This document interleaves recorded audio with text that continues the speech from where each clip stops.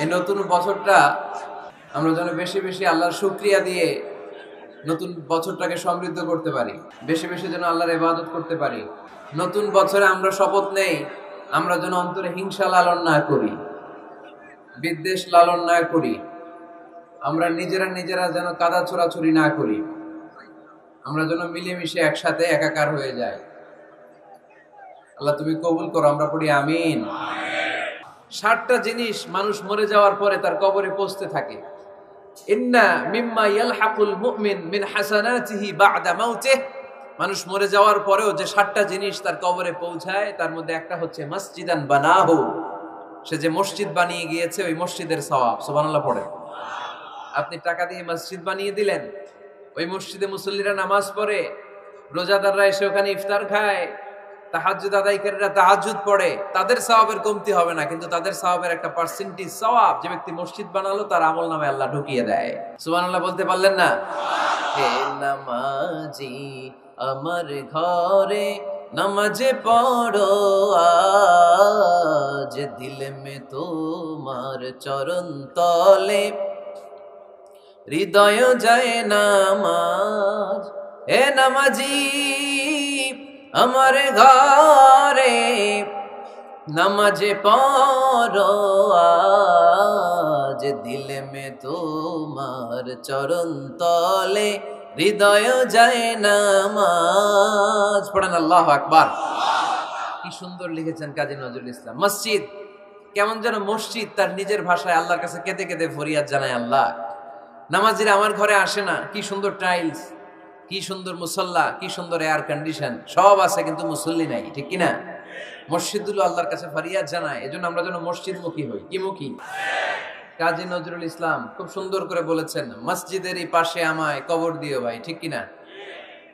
মসজিদেরই পাশে আমায় কবর দিও ভাই, যেন গড়ে হতে মুয়াজ্জিনের আযান শুনতে পাই।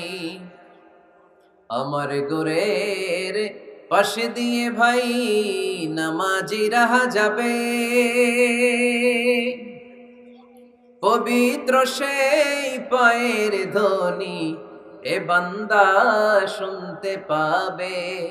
গোরা যাব হতে গুনাহগার পাইবে রেহাই, মসজিদেরই পাশে আমায় কবর দিও ভাই।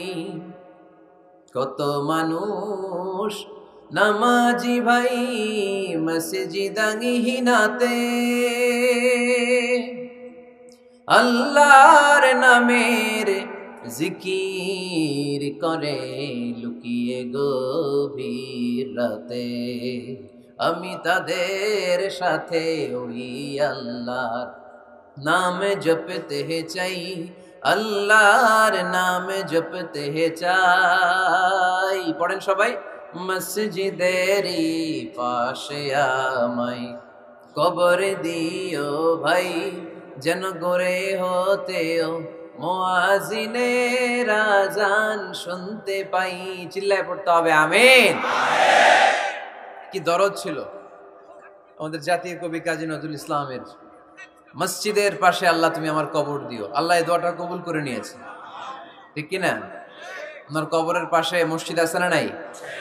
আছে। এজন্য মসজিদের সাথে সম্পর্ক জুড়ে দেওয়া এটা ইমানদারের আলামত, আর মসজিদকে ঘৃণা করা এটা মুনাফিকের আলামত। এজন্য আমরা যেন আমাদের হৃদয়টাকে মসজিদের সাথে জুড়ে দেই, মসজিদের সাথে যেন সুসম্পর্ক থাকে। মসজিদ সবার, মসজিদ নিয়ে দলাদলি নাই। দলাদলি আছে অনেক জায়গায়, হানাফি মসজিদ, আহলে হাদিস মসজিদ এরকম আমরা দেখি বা শুনি, এটা ঠিক না। হানাফি মসজিদ বলে কোনো কথা নাই, আহলে হাদিস মসজিদ বলে কোনো কথা নাই। মসজিদ সবার। ছোট্ট খাট্ট বিষয় নিয়ে মসজিদে মারামারি, একজন হাত তোলে আরেকজন তোলে না, কিলাকিলি আছে না নাই? একজন বলে জোরে আমিন, আরেকজন আস্তে আমিন, মারামারি আছে না নাই? এগুলো কি মারামারি করার কোনো বিষয়? কথা বলেন। সালাতে ফরজ আছে, ওয়াজিব আছে, সুন্নাহ আছে। খেয়াল করে বুঝবেন, ফরজ যদি নষ্ট হয় সালাত ভঙ্গ হয়, you have to repeat your সালাহ। ওয়াজিব নষ্ট হলে সালাত ভঙ্গ হয় না, নতুন করে পড়া লাগে না, সেজদায় সাহু দিলেই সালাত আদায় হয়ে যায়। আর সুন্নাহ নষ্ট হলে নামাজ নষ্টও হয় না, নতুন করে পড়াও লাগে না, সেজদাও লাগে না, নামাজ আদায় হয়ে যায়। সুন্নাহ নষ্ট হলে এই যে হাত তোলা না তোলা এটা সুন্নাহ, আমিন জোরে বলা না বলা এটা কি সুন্নাহ, যেটা কোনো কারণে কেউ না করলেও তার নামাজ কবুল করে নিবে কে? আর এই সব সুন্নত লই আমগো দেশে গিলাগিলি, মৌলভীবাজারে মাশাআল্লাহ এগুলা নাই, এখানেও আছে। এগুলার অবসান ঘটুক, আমরা চাই কি চাই না?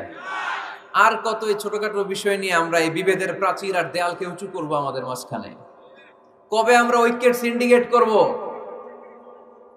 কবে? আর কবে সাদা মনের মানুষ হব? কবে? আর কত? অনেক হয়েছে, আর না, এবার থামেন। বিভেদের প্রাচীরকে ভেঙে চুড়িয়ে দেন, ঐক্যের এমন সিন্ডিকেট গড়তে হবে যাতে কোনো অপশক্তি ঐক্যকে ভাঙতে না পারে, বানচাল করতে না পারে। চিল্লায় বলেন ঠিক কিনা? এজন্য মিউচুয়াল রেসপেক্টের দরকার, পারস্পরিক শ্রদ্ধাবোধ সব ক্ষেত্রে, রাজনীতিতে, সামাজিক অ্যাক্টিভিটিসে আমাদের আলেম ওলামাদের মধ্যে পারস্পরিক শ্রদ্ধাবোধের দরকার, মিউচুয়াল রেসপেক্ট। কেউ কাউরে রেসপেক্ট করে না, আমি যেটা বুঝছি এটাই সব, বাকি সব হারাম, এরকম বলে না অনেকে? এরকম যেন না করি। তাহলে মসজিদ সবার, মসজিদ আল্লাহর হাবিব সাল্লাল্লাহু আলাইহি ওয়াসাল্লাম খ্রিস্টানদেরকে মসজিদে ঢুকতে দিয়েছেন, আর আমরা মুসলমান ভাইয়ের জন্য মসজিদে তালা ঝুলাই দেই, আছে না নাই? আল্লাহর হাবিব সাল্লাল্লাহু আলাইহি ওয়াসাল্লাম কোথাও গেলেই প্রথমে মসজিদ বানাতেন। কি বানাতেন? মসজিদ বানাতেন। মক্কা থেকে হিজরত করে মদিনায় আসলেন, কোবায় থাকলেন কয়েক সপ্তাহ, কোবা পল্লীতে তিনি মসজিদ বানালেন, মসজিদ কোবা। ওখানে প্রতি শনিবার কেউ যদি ওযু করে ওখানে যে 2 রাকাত নামাজ পড়ে, একটা কবুল উমরার সওয়াব আল্লাহ তাআলা তার আমলনামায় দিয়ে দেয়। মসজিদে কোবা বানালেন। তারপরে মদিনায় এসে মসজিদে নববী বানালেন আল্লাহর হাবিব সাল্লাল্লাহু আলাইহি ওয়াসাল্লাম, মসজিদে নববী। এটা ছিল আল্লাহ রাসূল সাল্লাল্লাহু আলাইহি ওয়াসাল্লামের বৈশিষ্ট্য, কোথাও গেলেই তিনি মসজিদ বানাতেন। মসজিদে নববী, হায় রে, এখন তো কত সুন্দর মসজিদ আমরা দেখি, আমরা যে সালাত পড়ি। আল্লাহর হাবিব সাল্লাল্লাহু আলাইহি সাল্লামের সময় মসজিদে নববী কি এরকম ছিল? কথা বলেন। ফ্লোর ছিল বালুর ফ্লোর। কিসের ফ্লোর? আমাদের মসজিদের ফ্লোর কিসের? টাইলস। আর আল্লাহ রাসূল সাল্লাল্লাহু আলাইহি ওয়াসাল্লামের মসজিদে নববীর ফ্লোর কিসের? কথা বলে না। তো আওয়াজ করে উত্তর দেন না কেন? কষ্ট হচ্ছে? দুপুরে খাইছেন না সবাই? কেন খান নাই কেন? রোজা রাখছিলেন? হ্যাঁ, ফজর বাদে আইছি। আচ্ছা ঠিক আছে, ঠিক আছে। আচ্ছা আচ্ছা, সাউন্ড নাই, কথা শোনা যায় না, তো এটা শুনলা কেমনে? জিজ্ঞেস করলাম কথা শোনা যায় না, কয় না, তো এটা শুনলা কি করে? মানে অল্প শোনা যায়, তাই তো? একটু পরে আমার বিদায় ঘন্টা বাজবে, আমি চলে যাব। এই তোমরা ডিস্টার্ব করতে করতে আমার সময় শেষ। তোমরা ডিস্টার্ব করলে তোমাদের লস, আমি আমার টাইমের 1 মিনিটও বেশি যেতে পারবো না, কারণ এখানে আসরের সালাতের আজান শুরু হয়ে যাবে, এরপরে কোনো কথা নেই। আর বক্তব্য লম্বা করা এটা বেদাত। এই বেদাতকে আমি সুন্নাতের মধ্যে আনতে চাচ্ছি। একটা সময়ে একেবারে কমায় নিয়ে আসবো। এত প্রোগ্রামও আমি করতে চাই না। আমি ঘোষণা দিয়েছি আগামী বছরে সারা বাংলাদেশে আমার প্রোগ্রাম হবে 50টা। কয়টা? 50টা। এরপরের বছর 30টা, এরপরের বছর 20টা। বিভাগীয় প্রোগ্রাম করলেই চলবে আমার। এক এক বিভাগে যে 2 দিন 3 দিন খালাস। এত দরকার নেই, এত লম্বা চূড়ার বক্তব্যের দরকার নেই। আধা ঘন্টা চুপ করে শুনেন, কয়েকটা মেসেজ ড্রপ করি, take it with you to your home, then practice and apply in the society. নিয়ে যান, আমল করেন, সমাজে কাজে লাগান, সমাজটা আলোকিত করে দিবে কে? খুতাবুকুম তাবিলা সালাওয়াতুকুম কাসীরা। আল্লাহর হাবিব সাল্লাল্লাহু আলাইহি ওয়াসাল্লাম বললেন, কিয়ামতের একটা আলামত, কিয়ামতের আগে তোমাদের বক্তব্য হয়ে যাবে লম্বা, সালাত হয়ে যাবে খাটো। সালাতের পরে তাসবিহ পড়তে চায় না লোকজন, ব্যস্ত, মহা ব্যস্ত, সুপার বিজি। কোত্থেকে আসলে এই ব্যস্ততা? আপনি রবের সাথে মুনাজাত, না যাই ইউনাজি মুনাজাত, আপনার রবের সাথে একাকী নীরবে কথা বলতে মনে চায় না আপনার? তাই তো তাড়াহুড়ো কিসের? ধীর স্থির হন, একটু স্থির হন, একটু মনোদৈহিক প্রশান্তি অর্জনের চেষ্টা করেন। সব সময় ব্যস্ত, ধাক্কাধাক্কি, উচ্ছৃঙ্খলা, এগুলো আমাদেরকে শেষ করে দিয়েছে। এজন্য লম্বা চূড়া বক্তব্য ঠিক না। বক্তব্য শুনতে আমাদের ভালো লাগে, আমল করতে ভালো লাগে না। বক্তব্যটা শেষেই সিগারেট ধরায়, আছে না নাই? মাহফিল শেষেই বিড়ি ধরায়, কয় চমৎকার ওয়াজ করছে হুজুরে। ওয়াজটা সেরকম হয়েছে, অনেক কণ্ঠ সুন্দর হুজুরের। এতদিন ইউটিউবে দেখছি, আজকে সরাসরি দেখাইছি, আছে না নাই? কি লাভ হয়েছে? লাভটা হয়েছে কি? এই যে মাহফিল শেষে বিড়িটা ধরাইলেন আর গেলেন, কোনো লাভ হয় নাই। এগুলো থেকে বেরিয়ে আসতে হবে। বছরের পর বছর আমাদেরকে শেখানো হয়েছে একভাবে, কেউ এই পরিবর্তনের আওয়াজ তোলে নাই। আওয়াজ আপনাকে তুলতে হবে। আওয়াজ তোলার জন্য এত মানুষ লাগে না, আপনি একাই যথেষ্ট। আপনি দাঁড়ান না সামনে, দেখবেন আপনার সামনে কেউ টিকে থাকতে পারবে না, ঠিক কিনা? কিন্তু আপনার শক্ত সিদ্ধান্ত লাগবে, পরিবর্তনের জন্য শক্ত মানসিকতা লাগবে যে আমি পরিবর্তন করতে চাই। We have to change. যুগ জামানা পাল্টে দিতে চাই না অনেকজন। এক মানুষই আনতে পারে জাতির জাগরণ। এক মানুষই বিপদকালে বাঁচায় কাফেলায়, ক্ষুদ্র ডিঙ্গি বাঁচায় জাহাজ অসীম দরিয়ায়। এজন্য আপনার শক্ত সিদ্ধান্ত পারে আপনার মৌলভীবাজারটাকে দেশের শ্রেষ্ঠ জেলা, শ্রেষ্ঠ থানা হিসেবে আল্লাহর কাছে কবুল করতে, ঠিক কিনা? এই জন্য লম্বা চূড়া আলোচনা ঠিক না। ছোটখাটো অল্প কয়েকটা মেসেজ নিয়ে যেতে পারলেই that's enough. One of the minor signs before the day of judgment, your Islamic lectures will be very longer and your salah 5 times a day will be shorter. কিয়ামতের আগে বক্তব্য লম্বা, নামাজ খাটো, তাসবিহ পড়ে না, ব্যস্ত, মহাব্যস্ত। এই মহাব্যস্ততা ছাড়েন, কোরআন সুন্নাহর দিকে ফিরে আসেন। বরকত দিবে কে? বিশ্বনবীর মসজিদে নববীর ফ্লোর বালুর ফ্লোর ছিল, আমাদের ফ্লোর টাইলস। আল্লাহর হাবিব সাল্লাল্লাহু আলাইহি ওয়াসাল্লামের মসজিদে বালি নিচে, এই বালিতেই নামাজ পড়তেন। বৃষ্টি হলে কাদামাটি হয়ে যেত, কাদামাটিতেই সেজদা করতেন। সেজদা করলে কাদার মাটি আল্লাহর হাবিব সাল্লাল্লাহু আলাইহি ওয়াসাল্লামের নাকে আর কপালে লেগে যেত। তিনি সালাম ফিরিয়ে সাহাবাদের দিকে মুখ ফিরিয়ে বসলে দেখতেন প্রতিটা সাহাবীর নাকে আর কপালে কাদার মাটি মিশে আছে। তার মানে প্রিয় নবী সাল্লাল্লাহু আলাইহি ওয়াসাল্লামের মসজিদে নববী ছিল কাঁচা, কিন্তু মুসল্লি ছিল পাকা। আমাদের মসজিদগুলা হয়েছে পাকা, কিন্তু মুসল্লি কাঁচা, ঠিক কিনা? ফজরের সালাতে মানুষ নাই। ইমাম সাহেব আছেন কে কে এলাকায়? দেখি ইমাম, মসজিদের ইমাম, মাশাআল্লাহ। আপনাদের এখানে ওই মসজিদে ফজরের নামাজে কয় কাতার হয়? 5 জন 6 জন? কেনে এত কম? কেনে? হ্যাঁ, আসে না, আসতে চায় না লোকজন। তো এই যে 5-6 জন ফজরের সালাতে, কল্পনা করতে পারেন ফজরের সালাতে এত কম লোক। যেদিন ফজরের জামাতের দৃশ্য আর জুমার নামাজের দৃশ্য একরকম হয়ে যাবে, ওই দিনই বাংলাদেশে ইসলাম কায়েম হয়ে যাবে। এখন স্লোগান তুলে বিপ্লব বিপ্লব, ইসলামে বিপ্লব। আর ফজরের সময় আমি কম্বলের ভিতরে, আছে না নাই? কোনো বিপ্লব হবে না। ফজরের নামাজ জামাতে পড়ুন, সকালটারে বরকতময় করে দিবে কে? আল্লাহর হাবিব সাল্লাল্লাহু আলাইহি ওয়াসাল্লামের মসজিদ ছিল সবার জন্য উন্মুক্ত, এখানে সবাই আসতে পারতো। এজন্য মসজিদ হবে সবার। আমরা মসজিদের আবাদকারী হতে চাই। এজন্য রাব্বুল আলামিন বলেন, ইন্নামা ইয়া'মুরু মাসাজিদাল্লাহি মান আমানা বিল্লাহি ওয়াল ইয়াউমিল আখির ওয়া আকামাস সালাতা ওয়া আতাজ যাকাতা ওয়া লাম ইয়াখশা ইল্লাল্লাহ فعسى أولئك أن يكونوا من المهتدين। সুবহানাল্লাহ পড়েন। রব্বুল আলামিন বললেন মসজিদের আবাদকারী হবে তারা যারা আল্লাহর প্রতি ঈমান আনে, আখিরাতের প্রতি ঈমান আনে, যারা সালাত কায়েম করে, যারা যাকাত আদায় করে, যারা দুনিয়ার কাউকে ভয় পায় না, ভয় পায় একজনকে। চিল্লায় বলেন তিনি কে?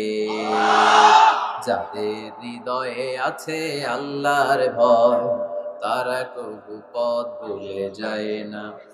আল্লাহর প্রেম ছাড়া এই দুনিয়া কারো কাছে কোনো কিছু চায় না, ঠিক কিনা? তাহলে যারা মসজিদের আবাদকারী এরা ভয় পায় একজনকে, চিল্লায় বলেন তিনি কে? মসজিদের আবাদকারীদের প্রথম গুণ, তারা আল্লাহ বিশ্বাস করে, তারা আখিরাতে বিশ্বাস করে, তারা সালাত কায়েম করে, তারা যাকাত আদায় করে, তারা আল্লাহ ছাড়া পৃথিবীর কাউরে ভয় পায় না। আল্লাহ বলেন ফাআসা উলাইকা আইয়াকুনু মিনাল মুহতাদিন। আশা করা যায় তারাই হলো হেদায়েতের রাস্তার উপরে আছে, ঠিক কি না?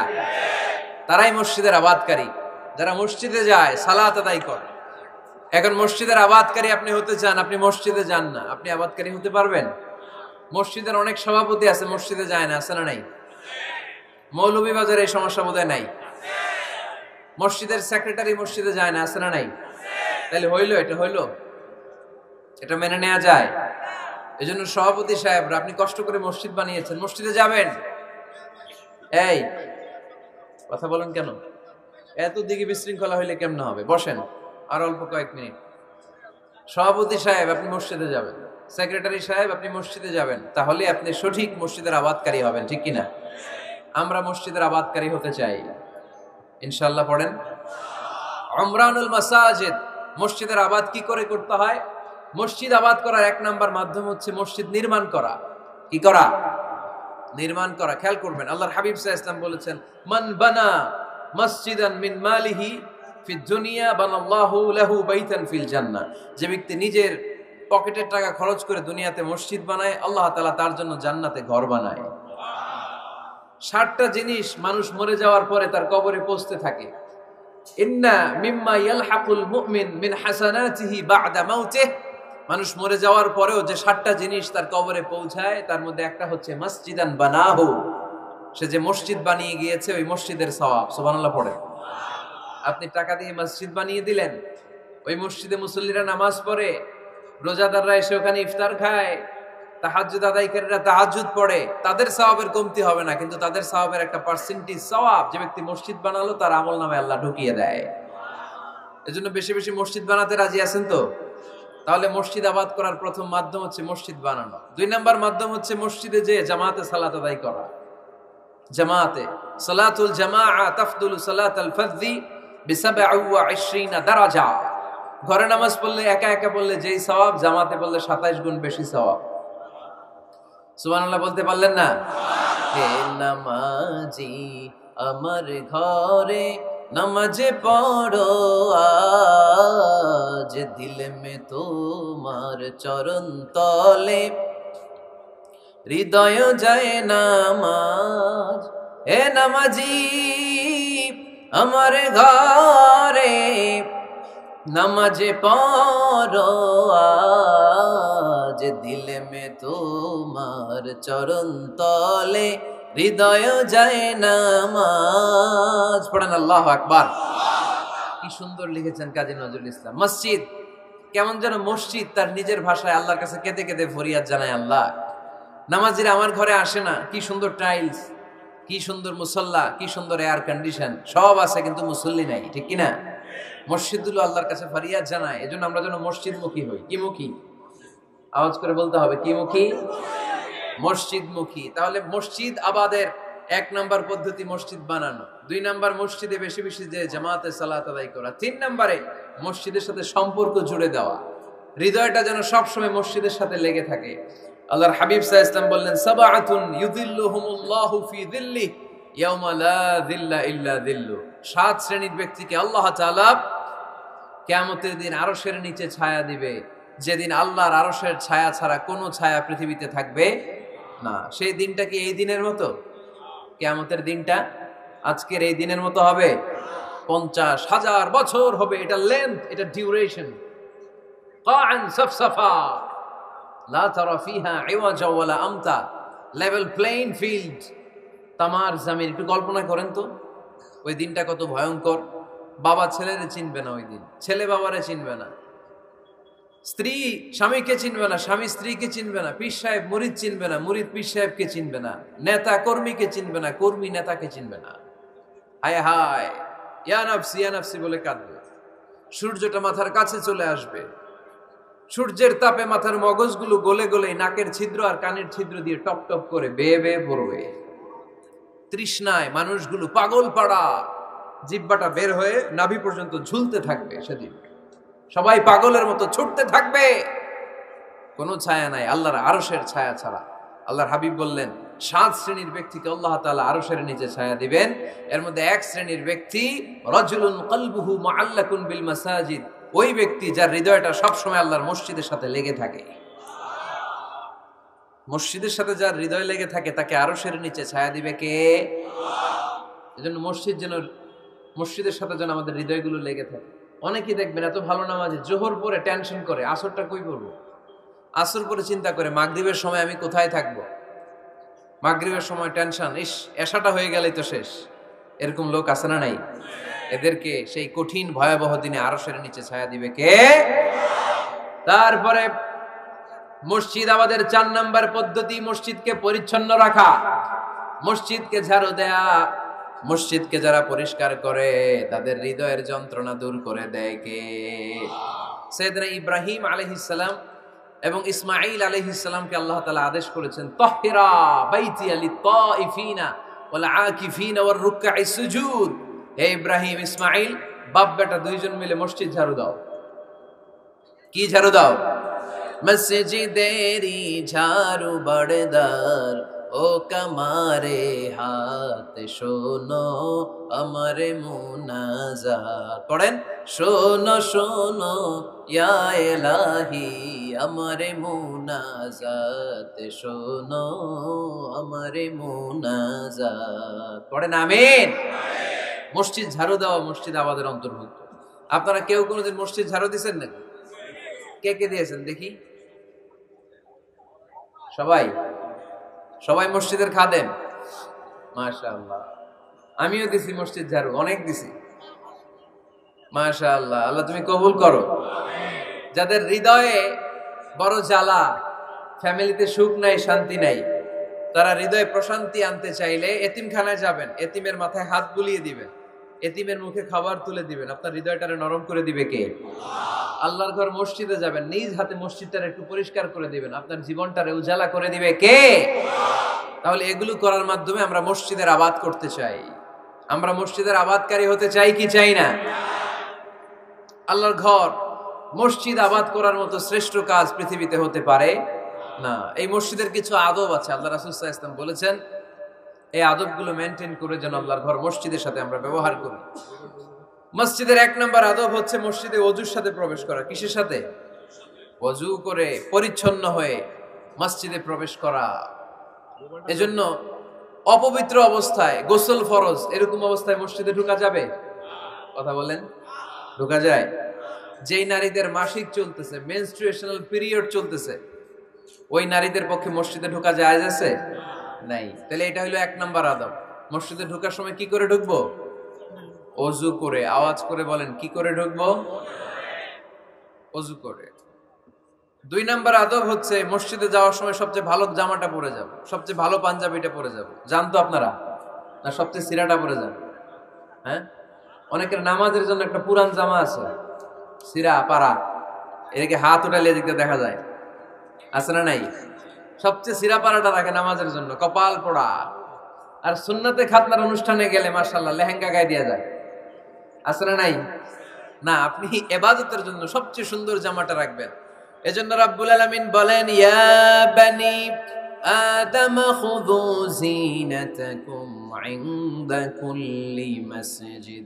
ও বনি আদম, তুমি যখন আল্লাহর ঘর মসজিদে ঢুকবা, ও বনি আদম, তুমি যখন নামাজের মুসল্লায় দাঁড়াবা, তোমার সবচাইতে দামি, সবচাইতে সুন্দর জামাটা গায়ে দিয়ে তুমি নামাজে দাঁড়াও।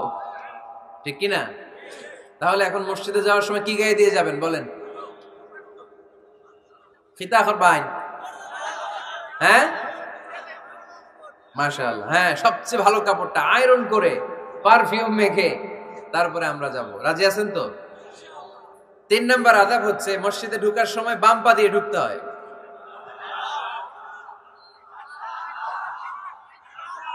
কোন পা? আরো জোরে। এদেরকে গুতা মারা লাগে, নাহলে আওয়াজ বাড়ে না। এরকম ভলিউম টাইট করতে হয়, ভলিউম হাই করলে আর করে বাড়ে। এমনি বলতে চায় না। ঘটনা কি? হ্যাঁ, খায় নাই।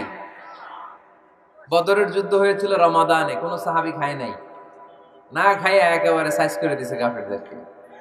আমরা না খেলেও আমাদের হৃদয়ে ইমানি শক্তি আছে না নাই?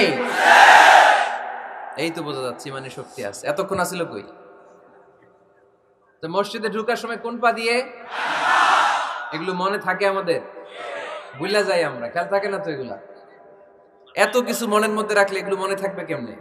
মসজিদে ঢোকার সময় কোন পা? আরো জোরে। বেরোয়ার সময় কোন পা? মনে থাকবে? মসজিদে যখন ঢুকবেন ডান পা দিয়ে ঢুকবেন, আর দোয়া পড়বেন, আউযু বিল্লাহিল আযীম ওয়া বিওয়াজহিল কারীম ওয়া সুলতানিহিল কদীম মিনাশ শাইতানির রাজীম। বিষ্ণু ইসা ইসলাম বললেন, যে ব্যক্তি মসজিদে ঢোকার সময় এই দোয়াটা পড়বে, শয়তান আফসোস শুরু করে, সে বলে, হায় হায়, আজকের দিনের জন্য, সারা দিনের জন্য তো তুই আমার ওয়াসওয়াসা থেকে বেঁচে গেলি, আজকের সারা দিনের জন্য তোরে আমি হারালাম, আজকের সারাটা দিন আল্লাহর পক্ষ থেকে প্রোটেকশন নিয়ে তুই বেঁচে গেলি, আজকের জন্য যা, কালকে তোরে আমি ধরবো। এজন্য এই দোয়াটা পড়ার দরকার আছে না? আউযু বিল্লাহিল আযীম ওয়া বিওয়াজহিল কারীম ওয়া সুলতানিহিল কাদীম মিনাশ শাইতানির রাজীম। চারটা বাক্যের দোয়া। মুখস্থ করতে কষ্ট হলে যে ইউটিউবে চলে যাবে আজকেই, ওখান থেকে শুনে আপনারা মুখস্থ করে নেবেন, এই দোয়াটা পড়বেন, তাহলে ওই দিনের জন্য শয়তানের ওয়াসওয়াসা, টেম্পটেশন, প্রভোকেশন থেকে আপনি আল্লাহ তাআলার প্রোটেকশনে চলে গেলেন। সুবহানাল্লাহ পড়েন। তারপরে আল্লাহর হাবিব বললেন, ঢোকার আগে আমারে সালাম দাও। পড়বেন, আসসালামু আলাইকা আইয়ুহান নাবিয়্যু ওয়া রাহমাতুল্লাহি ওয়া বারাকাতুহু। এই দুইটা জিনিস যখন করে ফেললেন, তখন ডান পা দিয়ে পড়বেন, আল্লাহুম্মা আফতাহ লি আবওয়াবা রাহমাতিক। সুবহানাল্লাহ পড়েন। আল্লাহুম্মা আফতাহ লি, ও আল্লাহ আমার জন্য তুমি খুলে দাও, আবওয়াবা রাহমাতিক, তোমার রহমতের দরজা। তার মানে মসজিদে ঢুকলে রহমত পাওয়া যায় কি যায় না? মসজিদে ঢুকলে পাওয়া যায় রহমত, মসজিদের বাইরে রহমতের কথা আল্লাহ বলে নাই, মসজিদের ভিতরে রহমত। কোথায় রহমত? কোথায়? মসজিদের ভিতরে রহমত আছে না? তার প্রমাণ, মসজিদে ঢুকলেই শান্তি লাগে কেমন জানি, আর ঘুমে ধরে। মসজিদে ঘুমাইছেন কারা কারা দেখি? সবাই ঘুমাইছেন? আরে আমি কত ঘুমাইছি। জুমার নামাজের সময় যে কি ঘুম আসে, আসে আসে, কমন পড়ছে, একেবারে কমন পড়ে গেছে, ঘুম আসে। কারণ রহমত, রহমতের ঝিরি ঝিরি বাড়িধারা আল্লাহ তাআলা আরশের উপর থেকে নাজিল করতে থাকে, আর এই রহমতের কারণে হৃদয়টা প্রশান্ত হয়ে যায়, অনেকের ঘুমও চলে আসে, ঠিক কি না? এজন্য আল্লাহুম্মা আফতাহ লি আবওয়াবা রাহমাতিক, ও আল্লাহ তোমার রহমতের দরজাগুলো আমার জন্য খুলে দাও। এই দোয়া পড়লে রহমতের দরজা খুলে দেয় কে? আবার মসজিদ থেকে যখন বের হবেন, তখন কোন পা দিয়ে? জোরে বলেন। বাম পা দিয়ে কি পড়বেন? আল্লাহুম্মা ইন্নী আসআলুকা মিন ফাদলিক, ও আল্লাহ তোমার কাছে আমি তোমার পক্ষ থেকে ফদল চাই, মানে রিজিক চাই, রিজিক দেওয়ার মালিক কে? তার মানে খুব সোজা সাপটা কথা হচ্ছে, মসজিদের ভিতরে পাওয়া যায় রহমত, আর বাইরে পাওয়া যায় ফদল বা রিজিক। বাইরে পাওয়া যায় কি? রিজিক। মসজিদের ভিতরে রিজিক আছে। তার মানে সারাদিন মসজিদে বসে থাকলে রিজিক মিলবে? নামাজের সময় নামাজ পড়তে হবে, কাজের সময় কাজ করতে হবে, এটাই হচ্ছে ইসলামের বিধান। নামাজের সময় নামাজ, কাজের সময়। আমি প্রশ্ন করবো, আওয়াজ করে উত্তর দেন। নামাজের সময়, কাজের সময়, নামাজের সময়, কাজের সময়, এটা মনে থাকবে। এজন্য আল্লাহ বললেন, ফাইদা কুদিয়াতিস সালাতু ফান্তাশিরু ফিল আরদি ওয়াবতাগু মিন ফাদলিল্লাহ। যখন তোমাদের সালাত শেষ হয়ে যায়, আল্লাহর রিজিক অন্বেষণের জন্য আল্লাহর জমিনে তোমরা ছড়িয়ে যাও। নামাজের সময় আসবেন, নামাজ শেষ বের হয়ে যান, ফান্তাশিরু ফিল আরদ, জমিনে ছড়িয়ে পড়ো। নামাজ শেষ, চেয়ারম্যান সাহেব চলে যাবে ইউনিয়ন পরিষদের ভেতরে, ছাত্ররা চলে যাবে হাই স্কুলে, মেম্বার অফ দ্য পার্লামেন্ট চলে যাবে সংসদে, সেনাবাহিনীর লোকেরা চলে যাবে ক্যান্টনমেন্টে, ব্যবসায়ীরা চলে যাবে তাদের বাজারে, সিএনজি ওয়ালারা সিএনজি নিয়ে ব্যবসা শুরু করবে, রাস্তায় নেমে যাবে, চিল্লায় বলেন ঠিক কিনা? এটাই ইসলামের বিধান। নামাজের সময় নামাজ, কাজের সময়। আচ্ছা, তাহলে প্রথম সুন্নাত পেলাম, পবিত্র হয়ে ঢুকবো, ভালো জামা পরে ঢুকবো 2 নাম্বার। 3 নাম্বার, ঢোকার সময় কোন পা, বের হওয়ার সময়। 4 নাম্বার, মসজিদে ঢুকেই 2 রাকাত। মসজিদে ঢুকে কয় রাকাত পড়েন আপনারা? তাহিয়াতুল মসজিদ, মসজিদে আপনি ওয়েলকাম জানাবেন, ঢুকেই 2 রাকাত পড়বেন, ওযু করলেই 2 রাকাত। আল্লাহর হাবিব সাল্লাল্লাহু আলাইহি ওয়াসাল্লাম মসজিদে নববীতে জুমার খুতবা দিচ্ছেন। খুতবা চলাকালীন সময়ে এক সাহাবী এসে মসজিদের মধ্যে বসে পড়লেন। আল্লাহর হাবিব সাল্লাল্লাহু আলাইহি ওয়াসাল্লাম সাহাবীরে বললেন, দাঁড়াও। সাহাবী দাঁড়ালেন। আল্লাহর নবী জিজ্ঞেস করলেন, কেন বসে বললা? 2 রাকাত পড়ছো নাকি? সাহাবী বলে, পড়ি নাই। বিশ্বনবী বললেন, তাহলে তাড়াতাড়ি 2 রাকাত নামাজ পড়ে বসে যাও। সুবহানাল্লাহ পড়ো। 2 রাকাত পড়ো নাই তো পড়ো, দাঁড়াও, তারপরে বসো। দেখেন, খুতবা চলাকালীন সময়ে আমাদের খতিবরা কখনো খুতবা থামায়? কথা বুঝেন নাই? জুমার খুতবা আপনারা শুনেন না? খুতবা চলতেছে, ওই মুহূর্তে ইমাম সাহেবরা কখনো খুতবা থামায়? মাঝখানে কোনো ঝামেলা হইলে থামায় না। প্রথম খুতবা শেষ, বসে, তারপরে দ্বিতীয় খুতবা। খুতবার মাঝখানে কোনো থামাথামি নাই। কিন্তু আল্লাহর হাবিব সাল্লাল্লাহু আলাইহি সাল্লাম কেমন খতিব ছিলেন দেখেন। আল্লাহর হাবিব সাল্লাল্লাহু আলাইহি সাল্লামের খুতবা দেওয়ার স্টাইল এন্ড অ্যাটিটিউড এবং আমাদের খুতবা দেওয়ার স্টাইল এন্ড অ্যাটিটিউড, আল্লাহ রাসূল সাল্লাল্লাহু আলাইহি সাল্লামেরটা কত প্রাণবন্ত ছিল। আল্লাহ রাসূল সাল্লাল্লাহু আলাইহি সাল্লাম সোসাইটি ওরিয়েন্টেড একজন পার্সোনালিটি ছিলেন, সমাজের মানুষ কেন্দ্রিক, খুব সামাজিক ছিলেন আল্লাহ রাসূল সাল্লাল্লাহু আলাইহি সাল্লাম। তিনি দেখলেন একজন বসে পড়ছে, উনি খুতবা থামায় দিলেন। জুমার খুতবা থামায় বললেন, এই নামাজ পড়ছো? না। পড়ো, 2 রাকাত পড়ো। আবার খুতবা শুরু করলেন। সুবহানাল্লাহ পড়বেন না? একবার তিনি খুতবা দিচ্ছেন, দেখলেন আল্লাহ রাসূল সাল্লাল্লাহু আলাইহি ওয়াসাল্লামের দুইজন নাতি হাসান আর হুসাইন রাদিয়াল্লাহু তাআলা আনহুমা, ছোট্ট মানুষ, কাতারের ভিতরে ঢুকে কোন সাহাবী টুপি টান দেয়, কারো পাগড়ি ধরে টান দেয়, একজন এদিকে দৌড় দেয়, আরেকজন ওদিকে দৌড় দেয়। মসজিদে একটা ডিস্টার্ব হচ্ছে। আল্লাহর হাবিব সাল্লাল্লাহু আলাইহি ওয়াসাল্লাম খুতবা থামিয়ে দিলেন, মিম্বার থেকে নেমে আসলেন, 2 নাতিকে 2 হাতে ধরলেন, ধরে আস্তে করে জান্নাতের এই 2 সর্দারকে নিয়ে মিম্বারের উপরে দাঁড়ালেন। এই হাতে এই নাতি, ওই হাতে আরেক নাতি। এরপর দাঁড়িয়ে দাঁড়িয়ে তিনি বাকি খুতবা দিলেন। পড়েন সুবহানাল্লাহ। কত প্রাণবন্ত খুতবা। উনিও খুতবা দিতেন, আমরাও খুতবা দেই। আল্লাহর হাবিব সাল্লাল্লাহু আলাইহি ওয়াসাল্লাম খুতবা দিচ্ছেন, এক সাহাবী এসে বলল, ইয়া রাসূলুল্লাহ, মদিনায় দুর্ভিক্ষ, বৃষ্টি নাই, আপনি বৃষ্টির দোয়া করেন। রাসূল সাল্লাল্লাহু আলাইহি ওয়াসাল্লাম খুতবা থামায় দিলেন, থামাই দিয়ে দোয়া শুরু করলেন। আল্লাহুম্মা আসকিনা গাইসান মুগীসান মারিআন মুরিআন নাফিআন গায়রা দার আজিলান গায়রা আজিল। আল্লাহ, উপকারী বৃষ্টি দেন, যে বৃষ্টিতে আমাদের ফসল জন্মাবে, সবুজ ঘাস লতা পাতা জন্মাবে, আমাদের গবাদি পশুর রিজিক বাড়বে। এরকম উপকারী বৃষ্টি আমাদেরকে দিয়ে মদিনাটারে ধন্য করে দেন। বৃষ্টি শুরু হলো। জুমাবার বৃষ্টি, শনি রবি সোম মঙ্গল বুধ বৃহস্পতি শুক্র, টানা 7 দিন বৃষ্টি। এবার বৃষ্টির চোটে মদিনায় বন্যা হয়ে গেছে। এতদিনে দুর্ভিক্ষ, এতদিনে কি? এখন বৃষ্টির বরকতের দোয়া করছে, বৃষ্টিতে এবার বন্যা। যেই সাহাবী বৃষ্টির জন্য দোয়া করতে বলেছিলেন, পরের জুমাবারের খুতবার সময় এসে ওই সাহাবী বলেন, ইয়া রাসূলুল্লাহ, আবার খুতবার মাঝখানে, ইয়া রাসূলুল্লাহ, আর বৃষ্টির দরকার নাই, আর দরকার নেই, এবার বৃষ্টি বন্ধের দোয়া করেন। আল্লাহর হাবিব সাল্লাল্লাহু আলাইহি ওয়াসাল্লাম খুতবা থামিয়ে আবার বন্ধের দোয়া, আল্লাহুম্মা হাওয়ালাইনা ওয়ালা আলাইনা, হে আল্লাহ আমাদের চারিদিকে দেন, মদিনাতে আর বৃষ্টির দরকার নাই। চিল্লায় পড়েন সুবহানাল্লাহ। এজন্য খতিব হবে এরকম প্রাণবন্ত খতিব। সমাজে কি চলে, কি ক্রাইসিস, কি সংকট, ইয়াংরা কোন সমস্যায় ভোগে, আমাদের রাজনৈতিক অঙ্গনে কি সমস্যা, আমাদের অর্থনৈতিক অঙ্গনে কি সমস্যা, আমাদের সামাজিক অঙ্গনে কি সমস্যা, আমাদের পরিবারগুলোর ভেতরে কি ঝামেলা, প্রত্যেকটা কথা মসজিদের মিম্বার থেকে আসার দরকার আছে না নাই? আল্লাহর হাবিব সাল্লাল্লাহু আলাইহি ওয়াসাল্লাম এভাবেই সমাজকে ঠিক করে দিতেন। 2 রাকাত মসজিদে ঢুকে আজকে থেকে আমরা পড়ব। মসজিদে ঢুকলেই কয় রাকাত মনে থাকবে না ভুলে যাবেন? তারপরে আল্লাহর হাবিব সাল্লাল্লাহু আলাইহি ওয়াসাল্লাম বলেছেন, খবরদার কবরের উপর মসজিদ বানিও না। কবরস্থান একদিকে, মসজিদ আর একদিকে। কিন্তু বাংলাদেশে মসজিদের সাথে কবর মেলানো আছে না নাই? ছোট্ট একটা মসজিদ, কিন্তু এত বড় বাবার কবর আছে না নাই? এগুলো করবেন না আপনি। আগে হবে মসজিদ, পরে কবরস্থান। যেমন মসজিদে নববী হয়েছে আগে, তারপরে বিশ্বনবীর কবর এখানে আছে না নাই? মসজিদে নববী প্রতিষ্ঠিত হয়েছে আগে, পরে বাকি কবরস্থান আছে না নাই? কিন্তু কোন আল্লাহর ওলির কবরস্থানের উপরে যদি মসজিদ বানান, তার উপর লানাত দিয়েছে কে? লাআনা রাসূলুল্লাহ আলাল ইয়াহুদ ওয়ান নাসারা ইত্তাখাযু কুবুর আমবিয়াইহিম মাসাজিদা। আল্লাহর রাসূলের লানত ইহুদি নাসারাদের উপর, কারণ ইহুদি আর নাসারাদের একটা খাসলাত, একটা বৈশিষ্ট্য ছিল, তারা তাদের নবীদের কবরের উপরে মসজিদ বানায় ফেলত। এটা করা যাবে? এজন্য এলাকা এলাকায় এই ঝামেলা, কবর আর মসজিদ হবে আলাদা। আবার মসজিদের কেবলার দিকে যেন কবরস্থান না হয়, তাহলে শিরক হওয়ার সম্ভাবনা আছে না নাই? খুব সাবধান। আল্লাহ সব মাফ করে, কিন্তু শিরক মাফ করে না, ঠিক কি না? শিরক হচ্ছে মহাপাপ, সব পাপের বাপ। এজন্য আমরা সব করলেও শিরকের গুনাহ মুসলমান কখনো করতে পারে। এরপর আল্লাহর হাবিব বললেন, মসজিদকে পরিষ্কার পরিচ্ছন্ন রাখো, এটাও মসজিদের আদাব।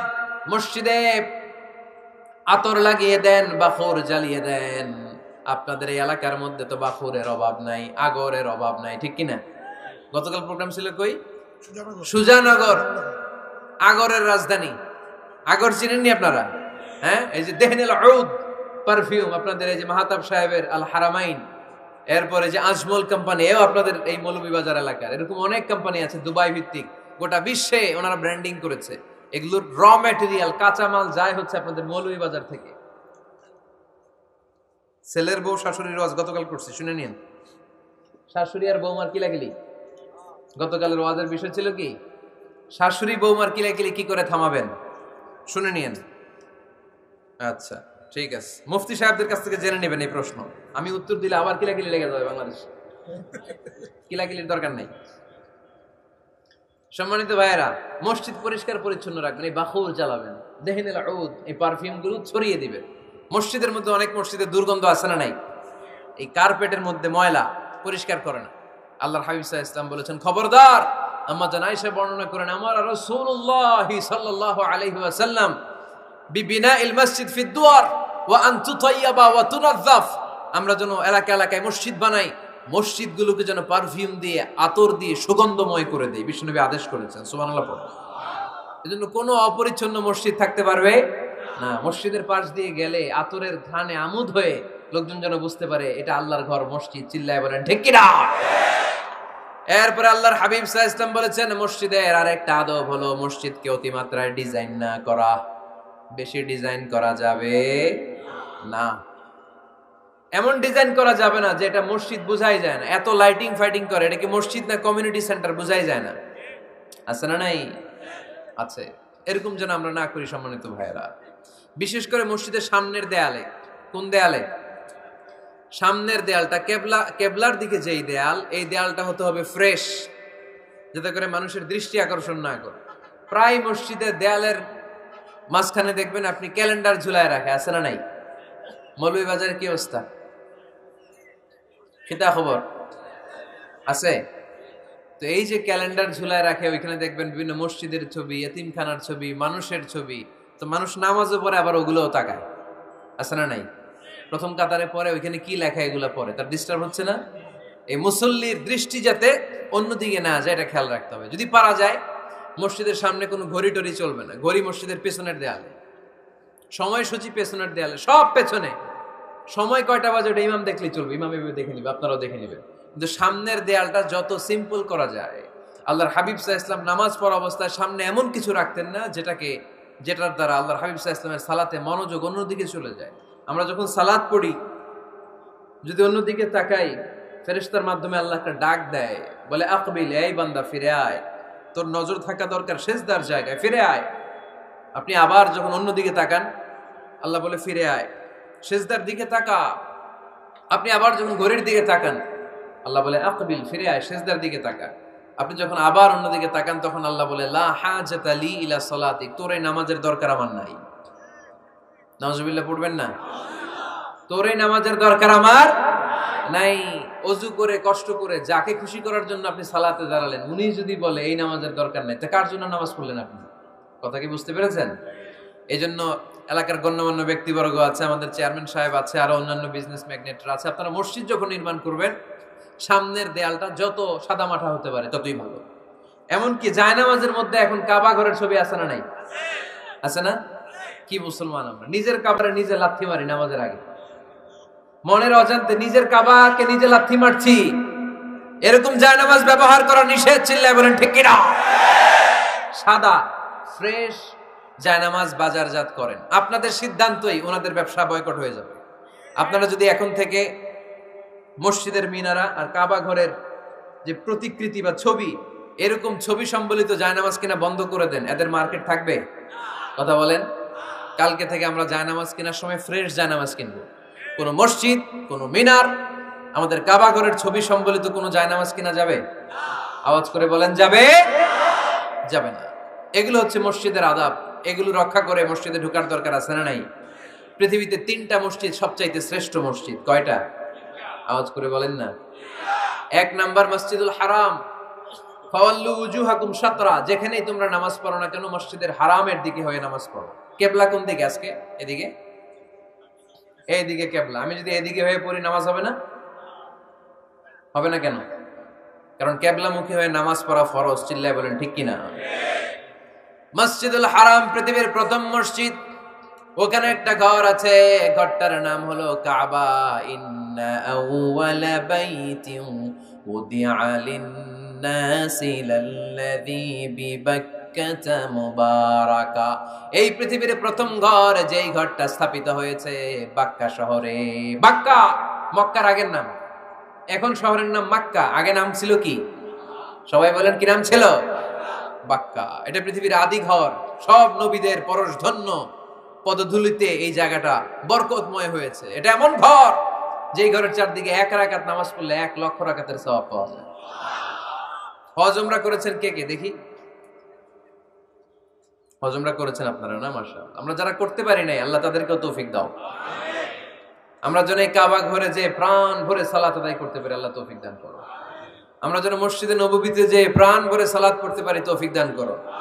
আল্লাহর হাবিব সাল্লাল্লাহু আলাইহি ইসলামের কবরের সামনে দাঁড়িয়ে যেন আমরা প্রাণ খুলে মন প্রাণ উজাড় করে বিশ্বনবী সাল্লাল্লাহু আলাইহি ইসলামকে সালাম দিতে পারি, আল্লাহ তৌফিক দান করো। এই কাবা ঘরকে কেন্দ্র করে প্রতিদিন 100টা রহমত নাজিল হয়। আওয়াজ করে বলেন কয়টা? আল্লাহর হাবিব বললেন প্রতিদিন প্রতিনিয়ত 100টা রহমত নাজিল হতেই থাকে। 60টা রহমত তাদের উপর নাজিল হয় যারা কাবা ঘরের চারদিকে তাওয়াফ করে। 40 লিল মুসাল্লিন, বাকি 40টা নাজিল হয় যারা কাবা ঘরের পাশে নামাজ পড়ে। ওয়া 20 লিন নাযিরিনা ইলাল কাবা, বাকি 20টা রহমত প্রতিনিয়ত নাজিল হয় যারা তাওয়াফ করে না, সালাত আদায় করে না, শুধু কাবার গিলাফের দিকে তাকিয়ে থাকে। কাবার দিকে তাকায় থাকলেই সওয়াব। সুবহানাল্লাহ পড়েন। 1 রাকাতে কয় লক্ষ রাকাতের সওয়াব। এজন্য আল্লাহর হাবিব সাল্লাল্লাহু আলাইহি ওয়াসাল্লাম বলেছেন লা তুশাদ্দুর রিহাল ইল্লা ইলা সালাসাতি মাসাজিদা, স্পেশাল ভার্চু এন্ড রিওয়ার্ড, বিশেষ সওয়াবের নিয়তে পৃথিবীর এই 3টা জায়গা ছাড়া কোথাও নিয়ত করে ভ্রমণ করা জায়েজ নাই। 1 হচ্ছে মসজিদুল হারাম, 2 হচ্ছে মসজিদ নববী, 3 হচ্ছে মসজিদুল আকসা। এই 3টা মসজিদ ছাড়া পৃথিবীর কোনো মসজিদে নিয়ত করে সফর করা যাবে না, বিশেষ নিয়তে সফর করা যাবে না। যে আমি যদি এই মৌলভীবাজারের জামে মসজিদে যাই বেশি সওয়াব পাওয়া যাবে, এই নিয়তে সফর করা যাবে না। বেশি সওয়াব শুধু এই 3 মসজিদে। মসজিদুল হারামে 1 রাকাতে কত রাকাতের সওয়াব? কথা কয় না, বুঝে নাই বোধহয়। কয় লক্ষ?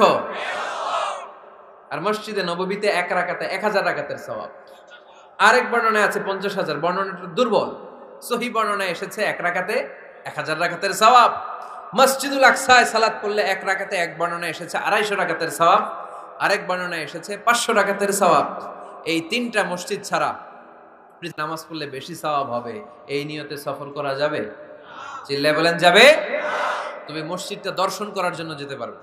মসজিদটা দেখতে কেমন, এটার ক্যালিওগ্রাফিক্যাল ডিজাইন কেমন, এটার আর্কিটেকচারাল ডিজাইন কেমন, এটার দৃষ্টিনন্দন সৌন্দর্য কেমন, মসজিদটা দেখতে কেমন, দেখতে যেতে পারবেন। কিন্তু বিশেষ সওয়াব রিওয়ার্ড এই 3টা মসজিদ ছাড়া অন্য কোনো মসজিদের জন্য হবে না। এই মসজিদ হচ্ছে আমাদের সামাজিক ঐক্যের কেন্দ্রবিন্দু, এটা হচ্ছে আমাদের কমিউনিটি সেন্টার। আমরা শুধু নামাজের জন্য মসজিদকে ইউজ করি, এছাড়া আরো অনেক ইউসেজ আছে মসজিদের। খেয়াল রাখবেন, আমাদের মুসলমানদের মসজিদ হিন্দুদের মন্দিরের মতো নয়। কোথায় আজান হইছে? শেষ করে দিব না? সুবহানাকাল্লাহুম্মা ওয়া বিহামদিকা আশহাদু আল্লা ইলাহা ইল্লা আনতা আস্তাগফিরুকা ওয়া আতুবু ইলাইক। আল্লাহ আমাদের সবাইকে কথাগুলো বুঝার আমল করার তৌফিক দান করুন।